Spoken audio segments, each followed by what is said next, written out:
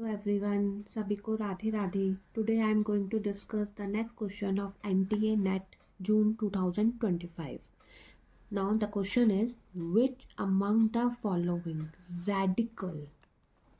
radical perspective concerning industrial relation is true? इसमें से हमें ये 5 ऑप्शंस दिए हुए हैं कि इनमें से बताना है कि कौन सा सही है। तो सबसे पहले हमें इंडस्ट्रियल रिलेशन का मतलब पता होना चाहिए और रेडिकल पर्सपेक्टिव क्या बात कर रहा है यहाँ पर। तो इंडस्ट्रियल रिलेशन क्या होता है? इंडस्ट्रियल रिलेशन सिंपली अगर हम बात करें यहाँ पर, तो industrial relation the relationship between employer and employee is called the industrial relation. यहाँ पर इंडस्ट्रियल रिलेशन में एम्प्लॉय ट्रेड यूनियन के बीच में बात होती है, employers and association, government, demand concerning working condition से रिलेटेड बात होती है, focus is on profitability, productivity, next करते हैं लेजिस्लेशंस एंड रूल। इन सब के बारे में यहाँ पर ये बात होती है। अब बात आती है कि what is radical perspective. Radical perspective है क्या? ये रेडिकल पर्सपेक्टिव यहाँ पर इसलिए बात हुई है, यहाँ पर अप्रोचेज होते हैं आईआर के। उसमें 3 अप्रोचेज होते हैं आईआर के। First is a radical, unitarist and pluralist. तो जो रेडिकल होता है उसको मार्क्सिस्ट भी कहते हैं। ध्यान रखना, बहुत इम्पॉर्टेंट है एग्जाम्स के लिए। यहाँ पर उन्होंने मार्क्सिस्ट से ही बात की, उन्होंने रेडिकल दे दिया। अब नेक्स्ट क्वेश्चन मार्क्सिस्ट से आ जाए तो दैट इज द सेम। ठीक है, ये सेम है। रेडिकल और मार्क्सिस्ट के जो बारे में बात हो रही है वो सेम है। अब आती है बात कि रेडिकल पर्सपेक्टिव होता क्या है।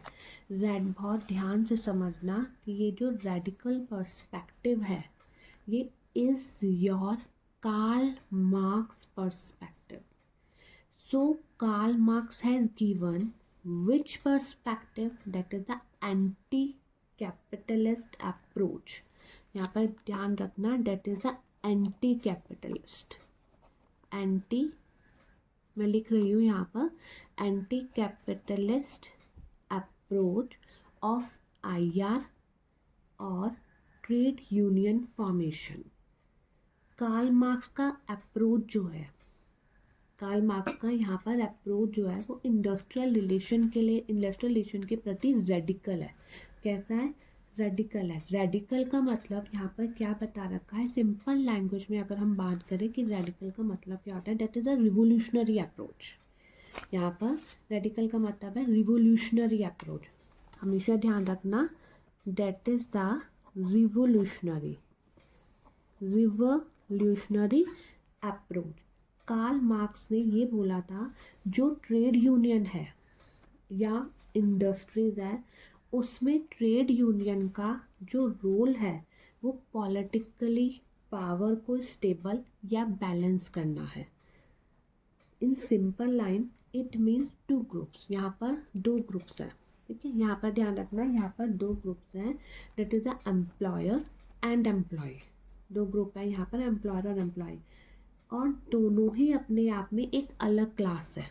दोनों ही अपने आप में एक अलग क्लास है, और इन क्लास स्ट्रगल, इनके बीच में ये 2 क्लासेस हैं और इनके बीच में क्लास स्ट्रगल जरूर होगा। और रीज़न क्या होगा? क्योंकि 2 ग्रुप हैं। तो वहाँ पर जो वहाँ पर जो एम्प्लॉयर कैपिटलिस्ट है इज़ एक्सप्लॉयटेटिव। वो कैसा है? इज़ एक्सप्लॉयटेटिव इन नेचर है वो, और अपना फ़ायदा सोचेगा, और एम्प्लॉय का कुछ नहीं सोचेगा। जब वो एम्प्लॉय का कुछ नहीं सोचेगा तो यहाँ पर जो एम्प्लॉय होगा वो अपना एक ट्रेड यूनियन बनाते हैं, और ऐसी ट्रेड यूनियन बनाते हैं जो रिवोल्यूशनरी होंगे। जो कैसे होंगे? रिवोल्यूशनरी होगा अपने नेचर में। तो सोसाइटी में अगर सोशल चेंज लाना है तो ट्रेड यूनियन इज़ इम्पॉर्टेंट, और रिवोल्यूशनरी रेडिकल इम्पॉर्टेंट है। यहाँ आप एम्प्लॉयर के साथ पॉलिटिकली पावर बैलेंस कर रहे हो। Politically power balance mean legislatively, legally trade union से रिप्रेजेंटेशन ले रहे हो, और उनसे ऑर्गेनाइजेशन में अपना हक ले रहे हो। Is it clear to all of you? That is very very important. तो यहाँ पर अगर हम पहला बात करते हैं, now come to the answer कि radical perspective is otherwise known as the trusteeship approach. Trusteeship approach जो था वो किसने दिया था? महात्मा गांधी। महात्मा गांधी, ठीक है। सेकेंड, तो ये तो हो ही नहीं सकता। It argues that class conflict is essential for increase profit. No, इस बात से कोई लेना देना नहीं है कि प्रॉफिट इंक्रीज है या नहीं। हमने अभी बात ही नहीं की कभी यहाँ पर कि इंक्रीज प्रॉफिट है या, तो यहाँ पे इस बात से कोई लेना देना नहीं है। Third, it sees industrial conflict as norms with political and social conflicts. Yes, it is for, यहाँ पर क्या बात हुई थी अभी, मैंने क्या डिस्कस किया था कि it is for political stable करने के लिए एंड सोशल चेंज लाने के लिए बहुत ज़रूरी है इंडस्ट्रियल कॉन्फ्लिक्ट। बहुत ज़रूरी है industrial conflict. Is it clear to all of you? ठीक है। डी क्या कहता है कि it believes in mutuality and reciprocal influence of trade unions and management. यहाँ पर म्यूचुअलिटी की तो बात ही नहीं है। यहाँ पर कोई म्यूचुअलिटी की बात हुई है ही नहीं। वो कहते हैं कि अगर यहाँ वो नॉन कॉपरेटिव है, क्या है? नॉन कॉपरेटिव है। वो कहते हैं कि अगर इंटरवेंशन भी होता है ना, अगर सरकार भी बीच में आती है ना, तो भी एम्प्लॉय का ही फ़ायदे में होगा, एम्प्लॉय का कोई फ़ायदा नहीं होगा। हाँ, अगर आपको एम्प्लॉय का अपना फ़ायदा करवाना है तो it is very important to have a transformation of trade union into the revolutionary organisation. Is it clear?